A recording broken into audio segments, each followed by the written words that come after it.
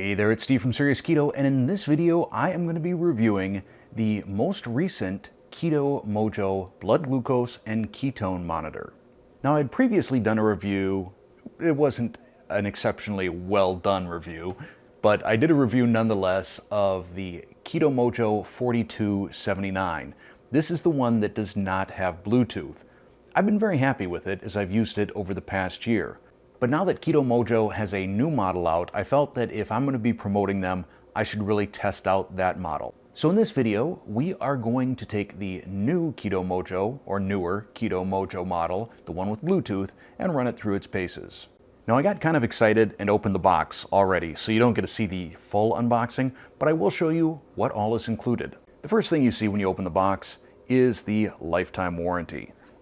Then there are a couple of very small print little warning guides for both the glucose monitor aspect and the ketone monitor, the instructions for installing the Bluetooth app on your Android or Apple device, quick start guides for both the ketone and blood glucose monitors. We got the full out owner's manual, a guide for using the Lansing device, a Lansing pen. I'm not going to use this one for the tests. I'm actually going to use another one that I purchased on Amazon. Packet of 10 Lancets. I'm going to talk about Lancets as well in a minute. The key for your batch of ketone testing strips. 10 each ketone testing strips and blood glucose testing strips. And the Keto Mojo itself. Periodically, I will get comments from people that say that home blood glucose and ketone monitors, including the Keto Mojo, are wildly inaccurate. And that if you just do a few tests over the course of a minute or two, you'll see how inaccurate they are, the amount of variation. I've really not experienced that with my older model of Keto Mojo. Now, one thing that is important to note is what the FDA standards are for certification for consumer medical devices. The Keto Mojo has been certified by the FDA. What the FDA does is they test 800 samples of blood. They do this across 4 different age groups, from, I believe, adolescent to geriatric. So each age group, they sample 200 times. And they compare the results on the Keto Mojo, or any device, to a known true standard that was tested using, I'm sure, medical equipment that costs thousands of dollars rather than $50. To pass certification, 95% of all values need to be within 15% of true, and 99% of all measurements need to be within 20% of true. Now, if you think about that, that sounds kind of like horseshoes and hand grenades when it comes to measurements, but that is what the standard is for consumer equipment. So go in knowing that you are going to see some variation, and 1 out of 100 times, you may see a lot of variation. But you shouldn't be especially shocked if you see a variation on your blood glucose of up to 10 points. So if you see something like that, you shouldn't panic and think, oh, I'm having a blood sugar spike. Take another reading. Those strips are fairly inexpensive. In terms of the ketone strips, you may see a variation of 1/10, maybe 2/10 of a point, depending on how high your ketones are. But that shouldn't be a big deal. That shouldn't be a I'm out of keto or I'm in keto, because that 15% isn't going to be that big of a deal. So now that we've got that little disclaimer out of the way, let's go ahead and do some blood testing. Like I said, I'm going to be using this pen right here. It's the Care Touch. I'll link to it down in the description below. The one that came with the Keto Mojo, I actually broke using the Lancet eject button. So this one I like. Pretty cheap, like $6, $8, something like that. I'll link to it down below. Additionally, I am a fan of these One Touch Ultra Soft Lancets versus the ones that come with the Keto Mojo. What I like about them especially is you can see here the cap. So when you're going to sort of cap off the Lancet after you're done using it, it's a little more sturdy. It's got these edges around it, so I don't worry about slipping and poking my finger or anything like that. I get these at Costco, pretty cheap. One final point before I start doing my measurements: it is important that you wash your hands before you take your blood ketones or blood glucose measurements. Even though you're using an alcohol swab, if there is some residual something that's on your skin, it can affect the reading. If you doubt me, go handle like an exogenous ketone capsule, rub it on your finger, And then, even after using an alcohol swab, you're still going to probably find that your ketones are highly elevated because there's some of that residual ketone dust on your fingers. So wash your hands, which I've already done. I'm going to start by doing 3 readings with the blood glucose strips, fairly rapid fire. Load up my pen, twist off the safety cap, alcohol swab, load up the Keto Mojo, alcohol is dry, stab. Now also in conversations with Andrew at Keto Mojo, he told me that for some reason, your measurements wind up being more consistent and more accurate if you hold the meter onto your blood sample until the numbers start to count. A lot of people just pull away the moment they hear it beep, but wait until you see the countdown. That's his recommendation. First reading is 85 at 10:26.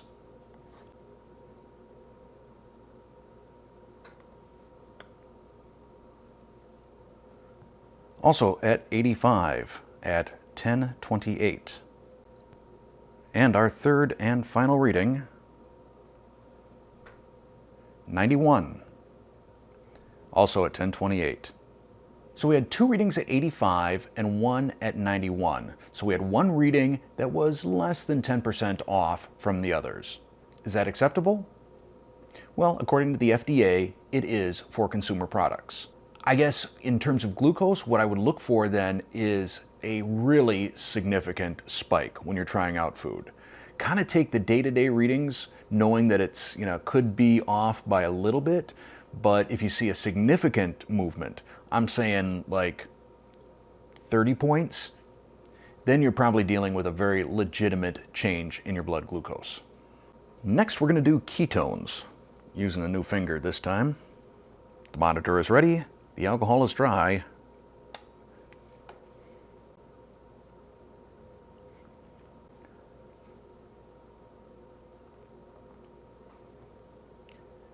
And our first reading is 1.2 at 10:31. Our second reading,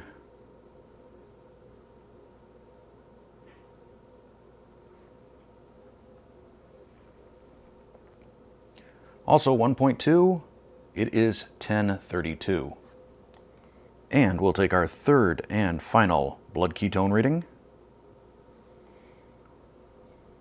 It is 10:33. And we are at 1.3, so a difference of 1/10 of a point. So I'm definitely pleased with the consistency of the ketone measuring.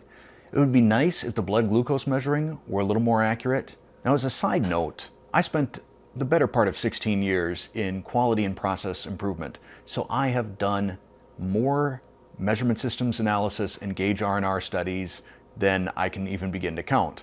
And I recognize the flaws in my measurement right here. I'm just one person measuring one device. I know that the FDA has measured this a whole bunch, and as a result, I've kind of got to trust them a bit. The only thing that I've proved so far in this video is that I can measure my blood sugar when it's in that 85 to 90 range, and my ketones when it's in that 1.2, 1.3 range. The question is, how effective is this at measuring when I spike my blood sugar and when I go out of ketosis? That means I'm about to do something I don't want to do, and I'm going to do it for the sake of this video. I'm going to try and knock myself out of ketosis. I'm going to try and spike my blood sugar, and we're going to see how the Keto Mojo responds. To do this, I'm going to have a piece of whole grain bread with a strawberry rhubarb jam on it. I've not had either of these food items in over a year. And then I'm going to drink one of my son's bottles of Body Armor. This has 28 grams of sugar in it. So this should definitely give me a spike.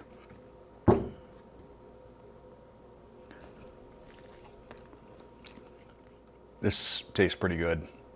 I don't think it's going to be worth the keto hangover that I feel tomorrow. I'm probably going to feel this in my joints. I know that I'm going to have brain fog. It's not going to be wonderful. So in the name of science, I guess, we do this.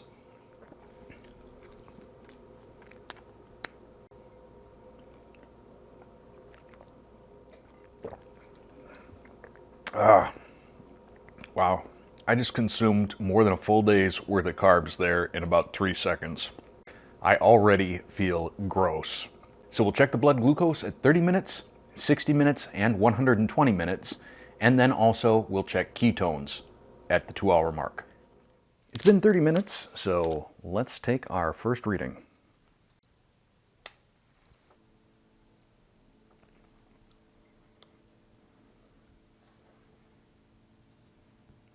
Wow, 193. I have never seen a number that high. And it is 11:17 in the morning right now. Wow. That is insane. So for those of you who asked during my reviews of the Aldi and Costco supposedly no-carb bread, how much it would spike if I ate real bread or sugar, well, now we know. 193. Man, oh man, that is a big number. We'll see what it's like at 60 minutes. We're now at the 1-hour mark since my big sugar snack. And this is generally about the time frame where I see my biggest spike whenever I spike. So let's see what we got here.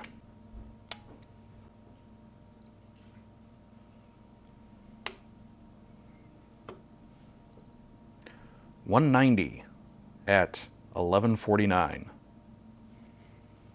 So we've gone down just a smidge, not a whole lot. I'll be back in 1 hour to check my blood glucose a final time, as well as test my ketone level. We are at the 2-hour mark. So now we will do our last blood glucose and our ketone readings.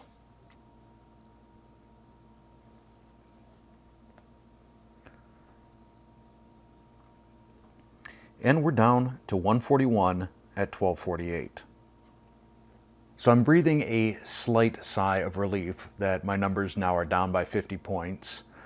This would still constitute a spike for me at 141, but it feels good to know that I'm headed in the right direction. Now let's see what this did to my ketones. If you recall before, I was at 1.2, 1.3.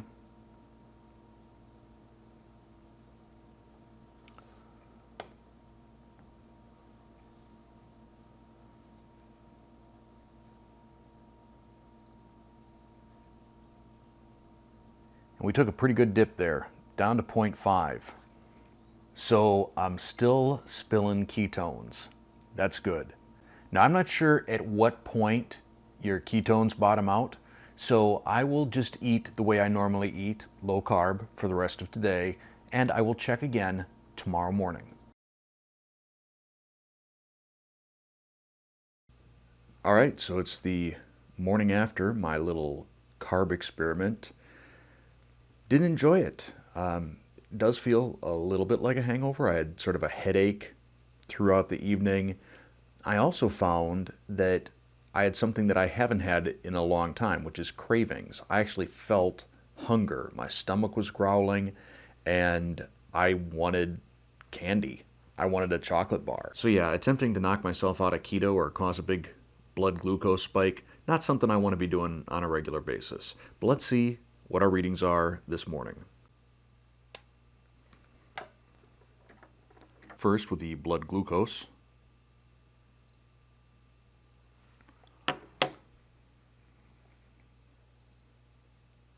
$87 at 7:17 in the morning. So not a bad number. But I didn't really expect my blood glucose to be out of normal. I'm more concerned about the ketones here.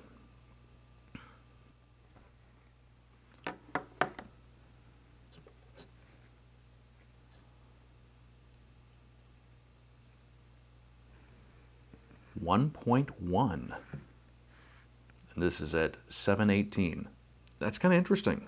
I guess maybe after over a year on keto, I've become fairly fat adapted. I also did behave myself the rest of the day. It wasn't like a binge day. It was just that attempt at a big sugar spike. That was my attempt at knocking myself out of ketosis. I don't know that I'm willing to try again. I don't want to do that to myself. It would have been interesting to knock myself out of keto just for the sake of testing this measurement device, but at the same time, I'm kind of happy that it didn't knock me out of keto. A 1.1 is still a pretty solid number for me. Normally I find myself anywhere between about 0.7 and 1.2.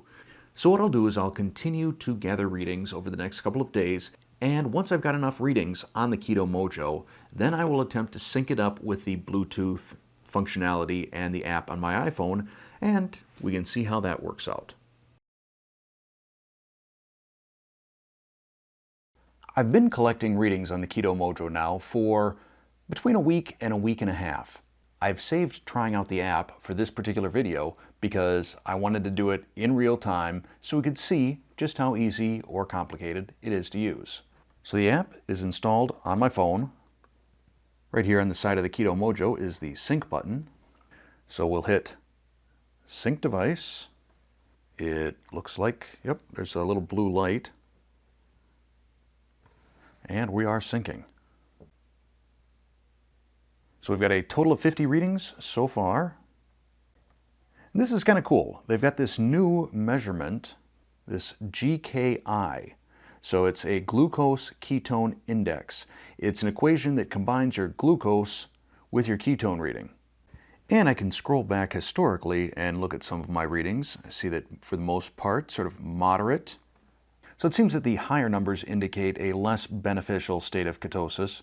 Here I was at 2.6, which is a high therapeutic level of ketosis. The day before, not quite as good. That was just a low level of ketosis. And then you've got various trend data, which isn't really going to be significant until I start getting several weeks worth.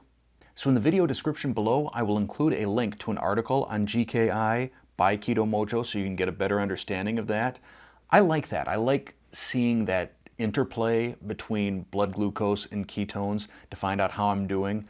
The app itself, it's not super complex. Andrew at Keto Mojo told me that they are still working with 10 other app designers to integrate this data with them.